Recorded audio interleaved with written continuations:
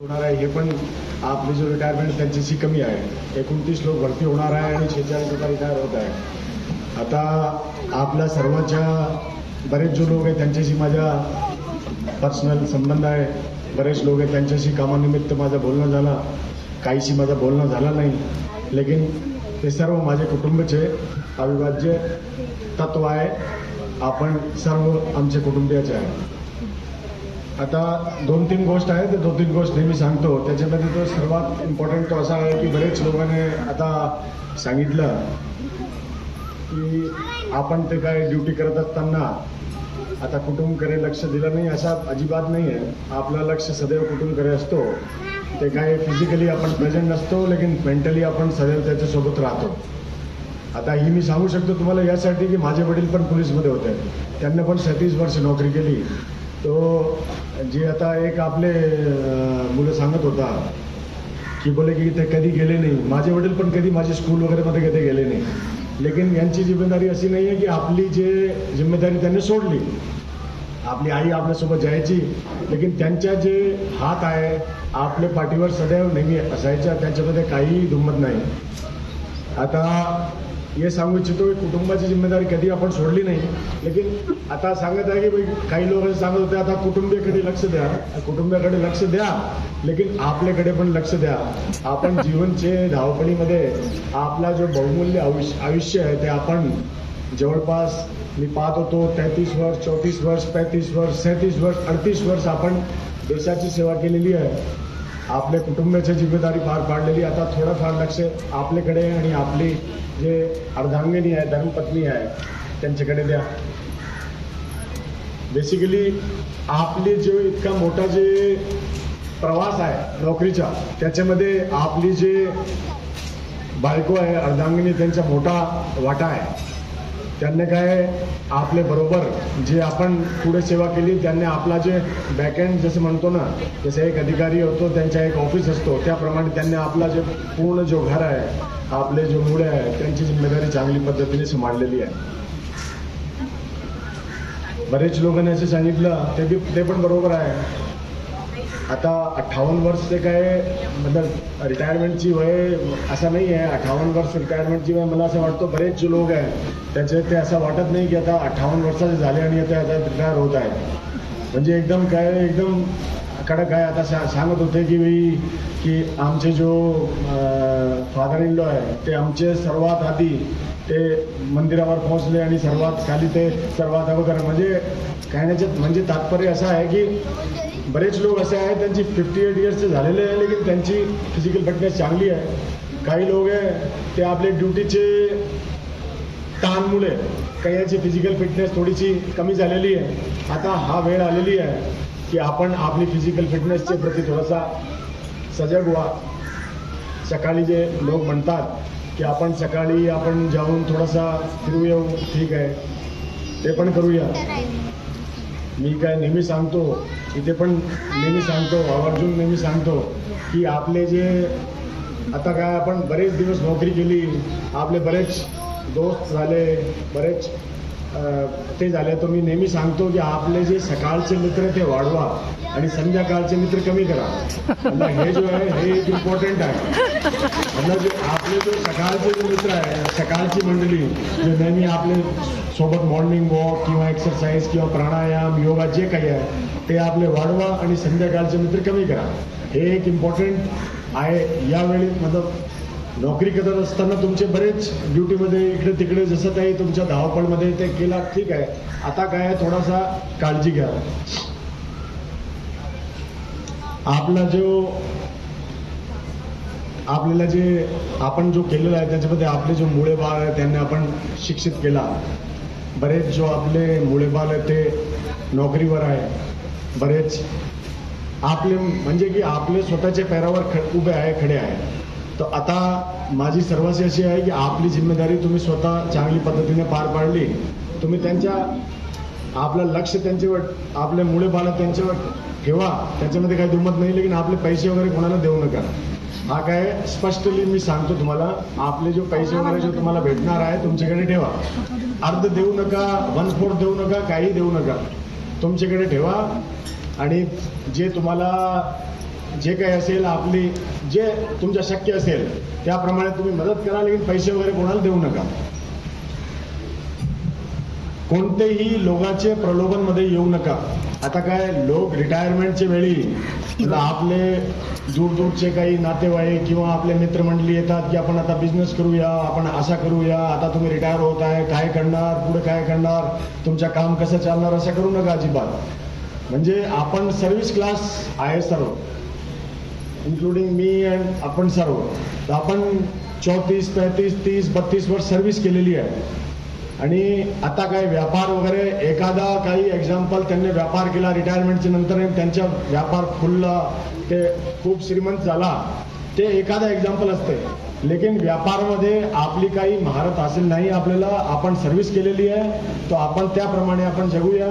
आपली जे service class आहे आपण सर्व्हिसप्रमाणे आपण करूया. आपले मुळे बाल अगर व्यापार वगैरे करत आहे त्यांनी स्वतःचे दमावर करू द्या, आपण त्यांना सपोर्ट करा, लेकिन आपण व्यापारमध्ये मी तर असं सांगतो की पडू नका. दुसरा, आपले जे पैसे वगैरे आहे की इथे आपल्या नगरमध्ये काही पतसंस्था, काही प्रायव्हेट इन्स्टिट्यूशन्स, फायनान्स यांच्याकडे अजिबात देऊ नका. आपले जो बँक्स वगैरे आहे, नॅशनलाइज बँक्स आहेत, त्याच्यामध्ये पैसे वगैरे ठेवा. जे काही आपल्याला पेन्शन वगैरे भेटत आहे, जे काही आपल्याला बँकमध्ये जे काही व्याज वगैरे भेटत आहे, त्याप्रमाणे आपला जे जीवन आहे आपल्यासाठी ते भरपूर आहे, त्याप्रमाणे ते ठेवा.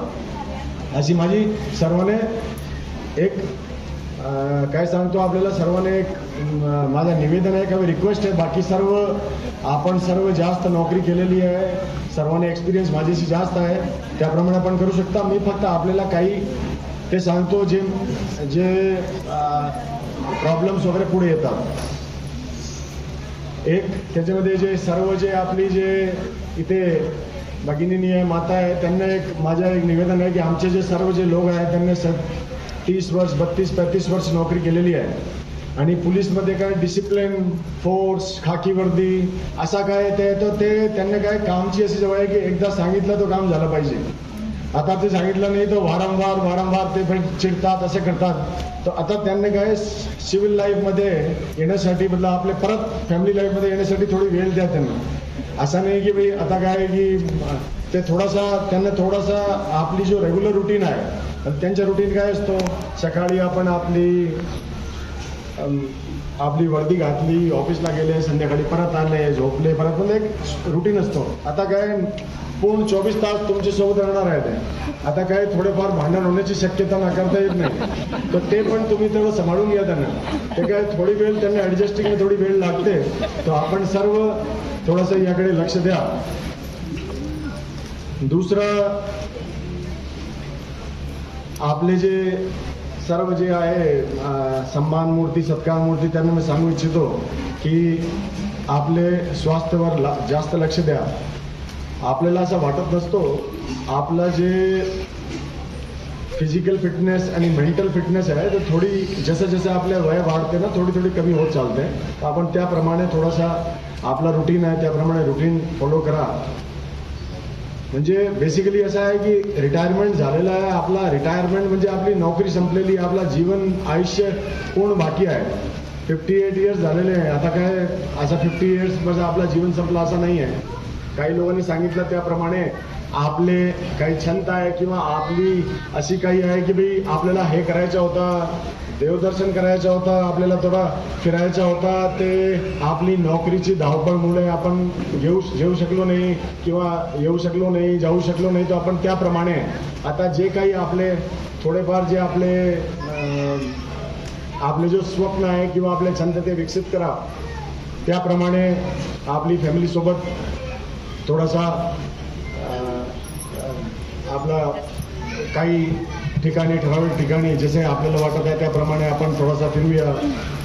काही आपले जो बंधू आहेत त्यांनी सांगितलं की आठवड्यामध्ये का 10 दिवसामध्ये आपला कधी हॉटेलमध्ये जाऊ, जेवण वगैरे करू, असे काही जे काम आहे ते पण करा.